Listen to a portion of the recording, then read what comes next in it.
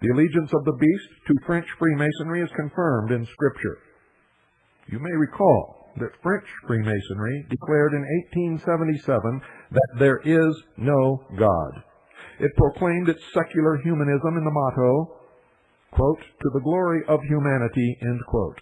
Likewise, the beast regards no God, and like French Freemasonry, which made a god of humanity, the beast then exalts himself and magnifies himself above every god, thus fulfilling Scriptures. Is there further scriptural evidence to support this interpretation of the nature of the beast?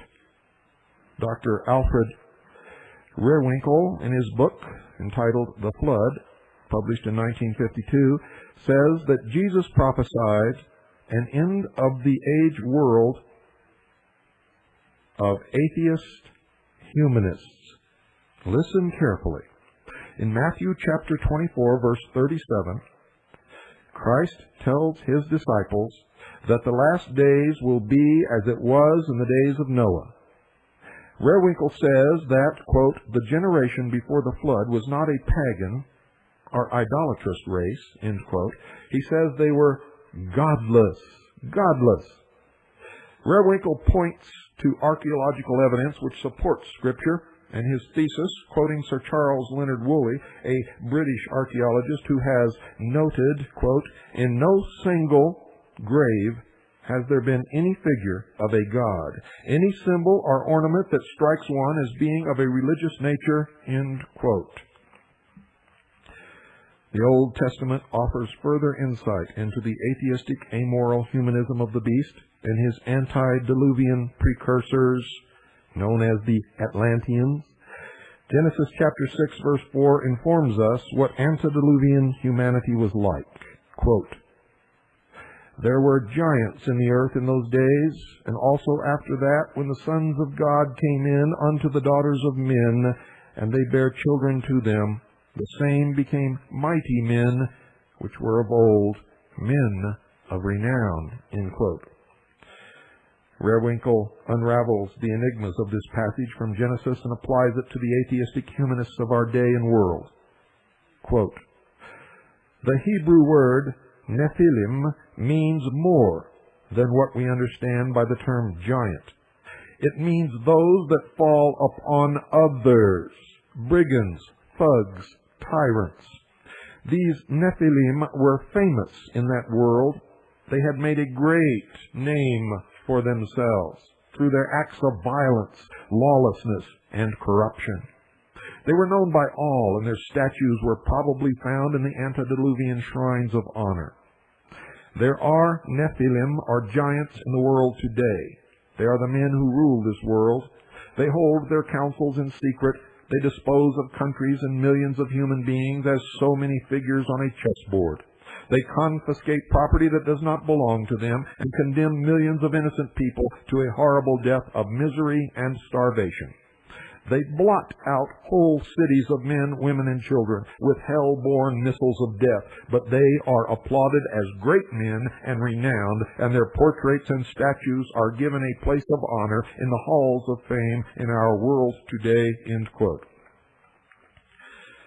Rehrwinkel suggests that the sons of God were not supernatural beings, but powerful men who considered themselves as gods, exactly as it was stated in the Garden of Eden. A humanistic philosophy which follows atheism.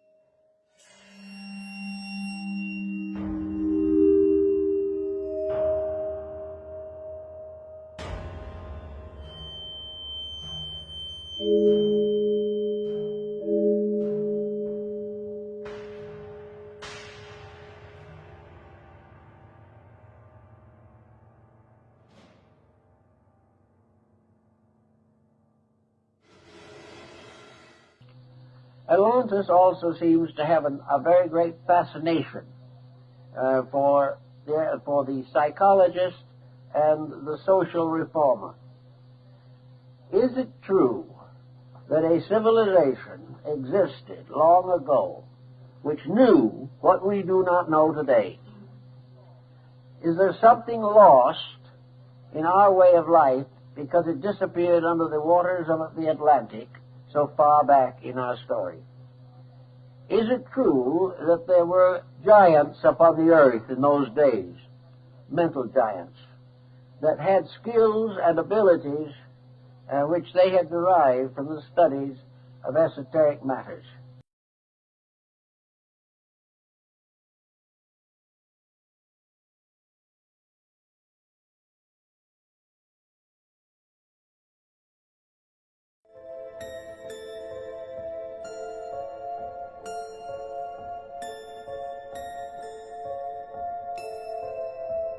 You see, I've been telling you all along, the socialists and the mystery religion of Babylon are the same.